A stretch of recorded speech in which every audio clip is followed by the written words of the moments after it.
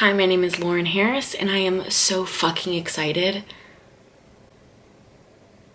Pardon my French. I am so excited to be here today because we're gonna talk about books. Someone out there will hopefully care. No one I know does. Okay, I don't know what I'm doing. Today, we're going to be talking about all the books that I read in March, aka March wrap up. March was a pretty good reading month for me. We're gonna try to pick these up. Thumbnail. I hate myself. Okay, let's get it poppin'. Yes. I started off the month with The Secret History by Donna Tartt.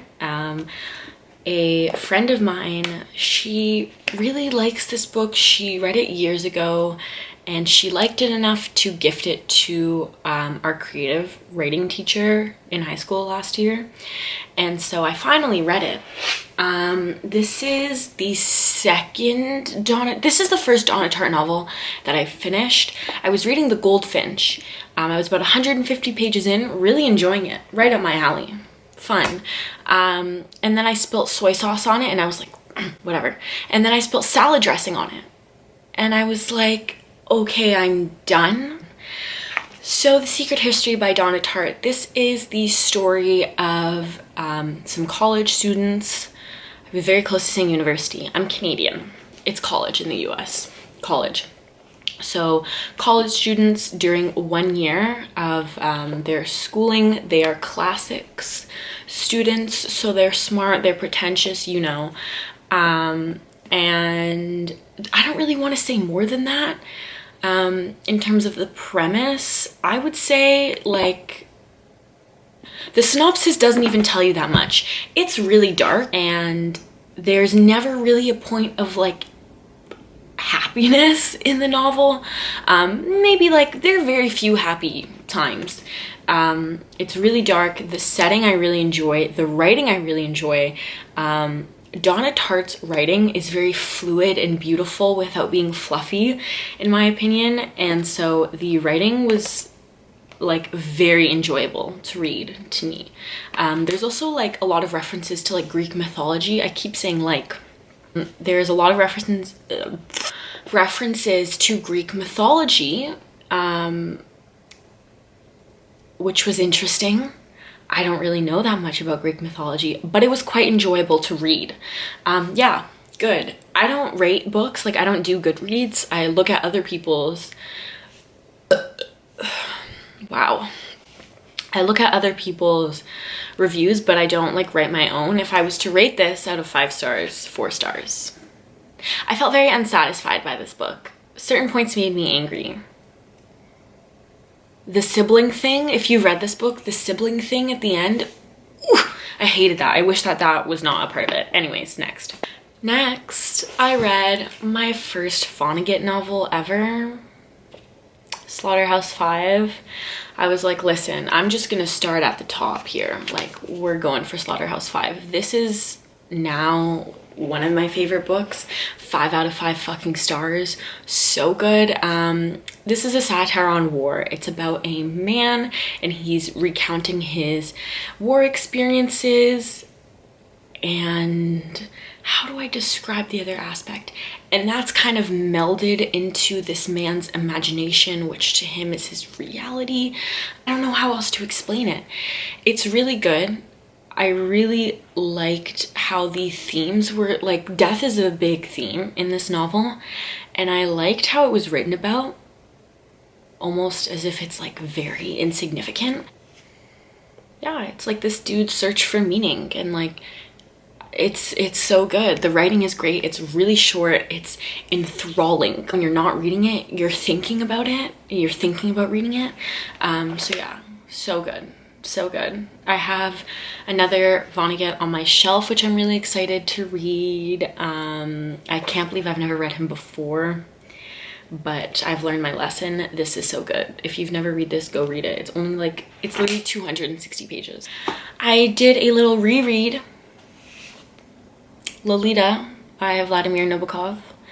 I don't know why I did this to myself again. I really like this book. I really like this story, and I know that that's kind of odd to say.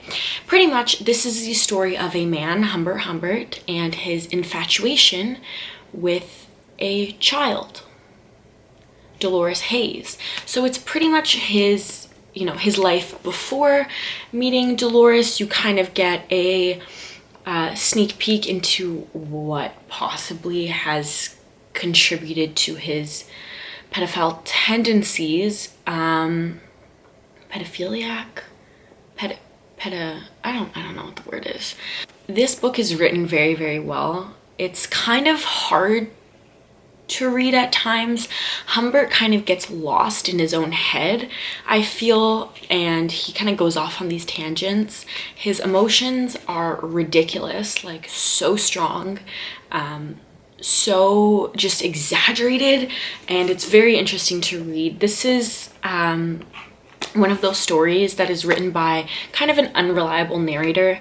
He's recounting his relationship with the little girl, and we don't ever really know what her side of the whole story is. So yeah, the writing is beautiful.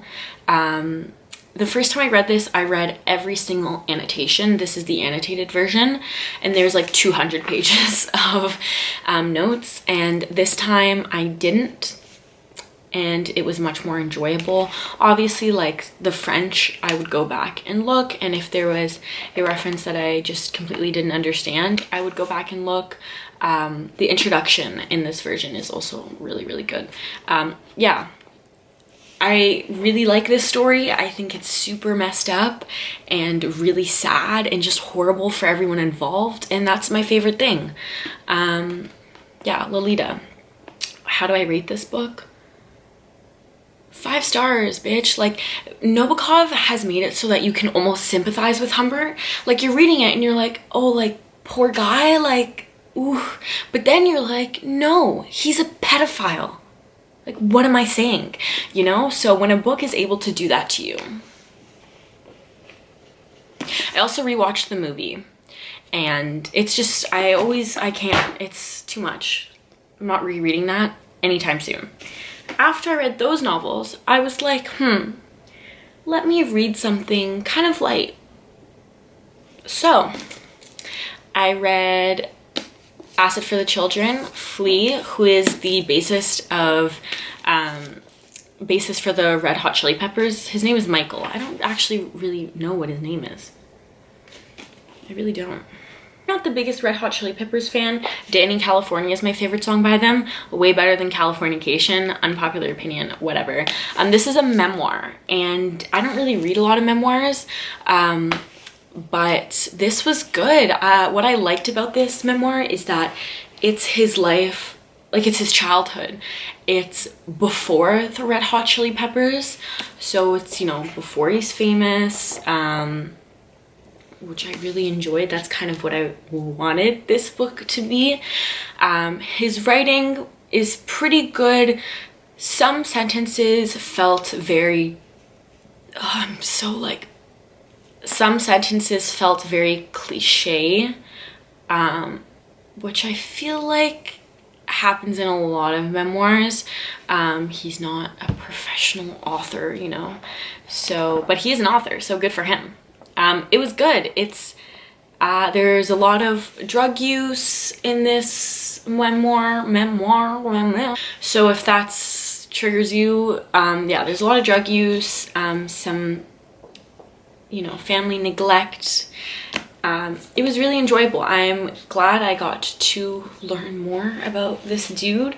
The cover is also like my favorite thing. That's him when he was like 12. So, but I enjoyed. Like 3-4 out of 5 stars. I don't know, not my favorite. I don't think I'll ever reread this, to be honest. Also, it has pictures and stuff. My favorite part about this novel, or my favorite parts, were when he would talk about his relationship with books. I just found that very relatable and very sweet, and just the way he talks about books is like, made me feel warm and nice. Eleanor Rigby by Douglas Cowland, I don't know. This is the story of a woman named Liz Dunn. She lives a very boring life. She doesn't have any friends. She doesn't have a boyfriend. She pretty much only interacts with her coworkers and her family, which there's nothing wrong with that. But it's just, you know, we're told many times that she has a boring life. And my camera's gonna die. Okay, the main story.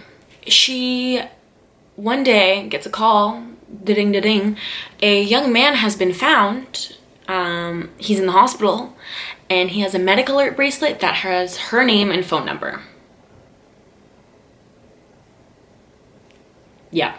When I was reading reviews of this novel, people said that the situations that Liz was in and like the things that would happen were very random and like didn't make any sense. And they were so random, but so good. Like, I feel like because this is written very well, it's very short, everything that happened worked. The only thing I didn't really love about this book was the ending. It felt like I just always want the saddest thing to happen. I don't know.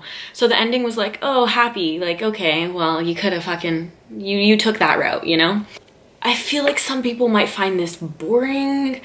I really like boring novels. I don't know. It's not boring to me, but you know what I mean. Themes. Meaning of life. Death. So good. I really enjoyed. I definitely want to read more of his novels. Okay, tell me if I'm like totally wrong by saying this. This guy, from reading this one novel, it almost reminded me of like an adult John Green situation. Just the things that would happen, I'm like, this is very John Green, you know, but better than John Green. This was really good. I really enjoyed this. Kind of existential. So if that's your thing. The next book that I read, we're almost done. The Dutch House by Anne Pratchett. This is a family saga. I don't know if saga is the right word, but it's the story of siblings, a brother and a sister, and it's their childhood. Their mother has died. No, she's died. Let's not spoil. She's dead. And you know, they live with their dad in this big expensive house, the Dutch house, and it's pretty much just their childhood and like their relationship with each other. This was really sad. It's not a happy book. It doesn't get happy ever. Many times while reading this,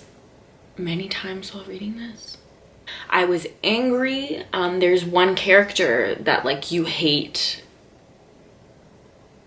for obvious reasons, and I just hated her so much, and it made me really angry. And yeah, it's pretty short.